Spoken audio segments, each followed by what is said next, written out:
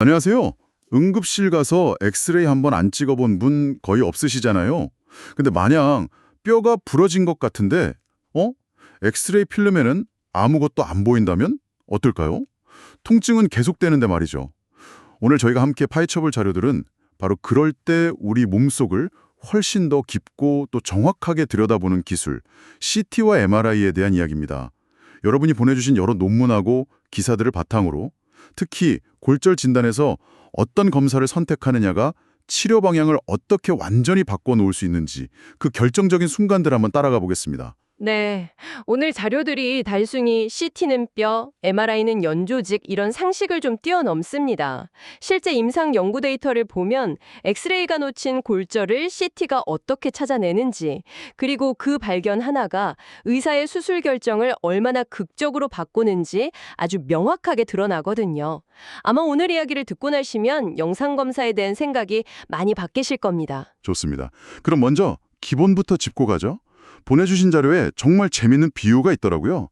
CT는 망치, MRI는 핀셋이다. CT는 왜 망치라고 하는 거죠? 빠르고 강력하기 때문이죠. CT는 기본적으로 X선을 여러 각도에서 아주 빠르게 쏘아서 우리 몸의 단면을 수백 장 찍고요. 컴퓨터가 이걸 순식간에 3D 입체 영상으로 조립하는 기술입니다. 그래서 뼈처럼 단단하고 밀도 높은 조직의 문제를 파악하는 데에는 타의 추종을 불허하죠. 교통사고처럼 위급한 상황에서 골절이나 뇌출혈 같은 큰 문제를 한 5분, 10분 만에 신속하게 찾아내는 그야말로 응급 상황의 해결사 같은 역할입니다. 아, 망치처럼 빠르고 강력하게 핵심을 딱 파악한다 이거네요. 이해가 됩니다. 그럼 MRI가 핀셋인 이유는 뭔가요? 방사선이 없다는 건 좋은데 왜 그렇게 오래 걸리고 또 시끄러운 건가요? 그게 바로 작동 원리의 차이 때문입니다. MRI는 우리 몸의 한 70%가 물이라는 점에서 착안한 기술이거든요. 강력한 자석으로 몸속의 아주 작은 물 분자들을 쫙 한 방향으로 정렬시킨 다음에 특정 신호를 줘서 얘들이 제자리로 돌아올 때 내는 그 미세한 소리를 듣는 것과 같아요. 그래서 근육이나 인대, 뇌신경처럼 물이 많은 조직일수록 더 크고 선명한 신호를 보내기 때문에 그렇게 정밀하게 볼 수 있는 겁니다. 아, 그러니까 몸속 물 분자들의 속삭임을 듣는 거군요. 그래서 시간이 오래 걸리고 그 자석 때문에 기계 소리가 시끄러운 거고요. 정말 핀셋처럼 아주 섬세한 작업을 하는 거네요. 정확합니다. 그래서 이 둘은 경쟁자가 아니라 완벽한 한 쌍이죠. 응급 외상 환자의 골절 여부를 1분 1초라도 빨리 확인해야 할 땐 CT라는 망치가, 디스크나 인대 파열처럼 숨어있는 문제를 정밀하게 찾아내야 할 땐 MRI라는 핀셋이 필요한 겁니다. 자, 그럼 이제부터 이 망치가 얼마나 대단한 일을 하는지 한번 보죠. 자료들을 읽다가 정말 인상 깊었던 사례가 있었어요.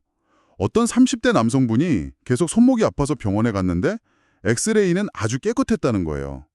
저 같으면 그냥 좀 삐었나 보다 하고 넘어갔을 텐데 여기서 CT가 등장하더라고요. 네, 그게 바로 유고골이라는 손목뼈에 생긴 미세 골절 사례입니다. 유고골은 다른 뼈들이랑 좀 겹쳐 있어서 엑스레이로는 잘 안 보이는 경우가 많아요. 근데 3D CT로 보니까 숨어있던 실금이 선명하게 드러난 거죠. 엑스레이만 믿고 물리치료만 계속했다면 통증의 원인을 영영 못 찾았을 수도 있습니다. 와, 정말 통증의 원인을 찾아낸 명탐정이네요. 그런데 더 충격적이었던 건 엑스레이랑 CT 영상이 아예 다른 이야기를 하는 경우였어요. 보내주신 논문에 실린 이미지를 보면 엑스레이 사진은 그냥 단순한 손목골절처럼 보이거든요. 그런데 같은 환자의 뼈를 3D CT로 재구성하는 걸 보니까 관절면이 막 완전히 산산조각이 나 있는 거예요. 바로 그 지점이 오늘 이야기의 핵심입니다. 단순히 더 선명한 이미지를 얻는 데서 그치는 게 아니라 치료 계획 자체를 완전히 바꾸기 때문이죠. 방금 말씀하신 그 손목골절 연구 논문을 보면요. 의사들이 엑스레이만 봤을 때랑 3D CT 영상을 함께 봤을 때 치료 계획이 바뀐 경우가 무려 48%에 달했습니다. 잠시만요. 48%요? 거의 절반 아닙니까? 그 말은 2명 중 1명은 CT를 안 찍었으면 처음 계획과는 다른 어쩌면 덜 효과적인 치료를 받았을 수도 있다는 거잖아요. 이건 정말 엄청난 수치인데요. 그렇습니다. 더 구체적으로는 수술을 결정하는 비율이 크게 달라졌습니다. 엑스레이만 봤을 때는 22.5%의 의사만이 수술을 계획했지만 3D CT 영상을 추가로 본 후에는 그 비율이 37.5%로 껑충 뛰었습니다. 더 정확한 정보가 더 적극적이고 또 올바른 치료 결정으로 이어진다는 걸 보여주는 명백한 증거죠. 알겠습니다. 와, 48%나 치료 계획이 바뀐다는 건 정말 놀라운데요. 이게 근데 단지 손목처럼 작고 복잡한 뼈에만 해당하는 이야기일까요? 아니면 우리 몸에 더 크고 주류한 뼈에서도 비슷한 일이 벌어질까요? 마침 보내주신 자료에 정강이 뼈에 대한 흥미로운 연구가 있더라고요. 네, 그 연구는 특정 상황에서 CT가 선택이 아닌 필수라는 아주 강력한 사례입니다. 문제는 정강이 뼈 중간이 이렇게 나선형으로 부러지면 그 힘이 발목까지 쫙 전달돼서 발목 관절에 추가 골절이 동반되는 경우가 꽤 많다는 겁니다. 잠깐만요. 정강이가 부러졌는데 발목도 같이 부러진다고요? 그건 왜 그런 건가요? 상식적으로는 잘 이해가 안 되는데요. 뼈가 이렇게 비틀리면서 부러질 때 그 회전력이 뼈를 타고 아래로 쭉 전달되기 때문입니다. 문제는 이 발목에 동반된 골절이 아주 작아서 엑스레이에서는 대부분 보이지가 않는다는 거죠.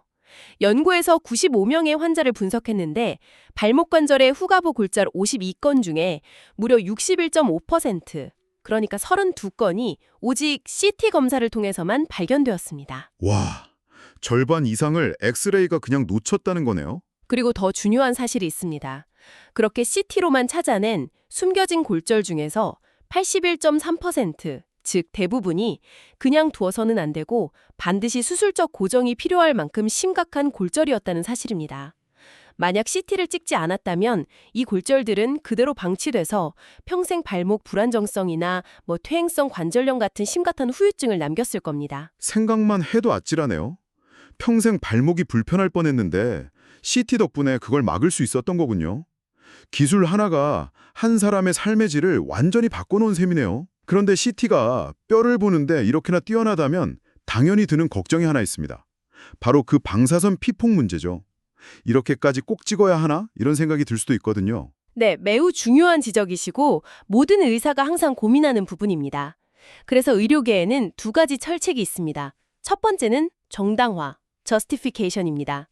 이 검사가 환자에게 정말 필요한가? 방사선 피폭의 위험보다 진단을 통해 얻는 이득이 비교할 수 없을 만큼 큰가? 초음파나 MRI 같은 다른 검사로 대체할 수는 없는가? 이런 질문들을 계속 던지는 과정이죠. 아, 그게 정당화군요. 그럼 두 번째 원칙은 뭔가요? 최적화, 옵티마이제이션입니다. ALAR, 즉 합리적으로 달성 가능한 가장 낮은 수준으로라는 원칙인데요. 진단에 필요한 최소한의 방사선 양만 사용하라는 의미입니다. 특히 방사선에 더 민감한 어린아이들의 경우에는 소아 전용 저설량 프로토콜을 사용하는 게 아주 중요하죠. 그 말씀은 이해가 갑니다. 근데 환자 입장에서는 합리적으로 낮은 수준이라는 게 어느 정도인지 감이 잘 안 올 것 같아요. 예를 들어서 가슴 CT 한번 찍는 게 우리가 일상생활에서 받는 자연 방사선의 몇 년치에 해당한다. 이런 식으로 비교해 볼 수 있을까요? 좋은 질문입니다. 물론 부위나 장비에 따라 다르지만 보통 흉부 CT 한 번 촬영할 때 노출되는 방사선 양이 약 7mSv 정도입니다. 이건 우리가 1년 동안 자연적으로 받는 방사선 양 약 3mSv의 2배가 조금 넘는 수치죠. 하지만 이걸 이렇게 봐야 합니다. 예를 들어서 노인 고관절 골절은 1년 내 사망률이 30%에 육박할 정도로 정말 치명적이거든요. 이런 상황에서 빠르고 정확한 CT 진단으로 조기 수술을 가능하게 하는 이득은 자연방사선 2년치 정도의 잠재적 위험과는 비교할 수 없을 만큼 크다고 판단하는 겁니다. 아, 그렇게 비교하니까 확실히 와닿네요. 결국 모든 검사는 이득과 위험 사이의 저울질이라는 거군요. 자, 그럼 오늘 나눈 이야기들을 한번 정리해 볼까요? CT와 MRI는 경쟁자가 아니라 서로 다른 역할을 하는 망치와 핀셋 같은 보완적인 도구라는 점을 확인했습니다. 망치는 빠르고 강하되 큰 문제를 해결하고 핀셋은 느리지만 섬세하게 숨겨진 원인을 찾아내고요. 특히 엑스레이로는 잘 보이지 않는 미세 골절이나 복잡한 관절 골절 진단에서 CT가 제공하는 정보는 치료 계획 자체를 바꾸는 그야말로 게임 체인저 역할을 한다는 것도 알게 됐습니다. 거의 2명 중 1명의 치료 계획을 바꿀 정도니까요. 맞습니다. 그리고 강사선 노출이라는 그림자도 있지만 의료진은 정당화와 최적화라는 원칙 아래서 그 위험을 최소화하면서 신중하게 결정을 내린다는 점도 중요하고요. 오늘 우리는 영상 기술의 발전이 의사의 눈을 얼마나 더 밝게 만들어주고 또 치료 계획을 얼마나 극적으로 바꾸는지 확인했습니다. 정말 기술이 한 사람의 인생을 바꿀 수 있다는 걸 실감하게 되네요. 우리가 지금 보고 있는 게 전부가 아니라는 생각도 들고요. 바로 그 지점에서 오늘 이런 질문을 던져보면서 마무리하고 싶습니다.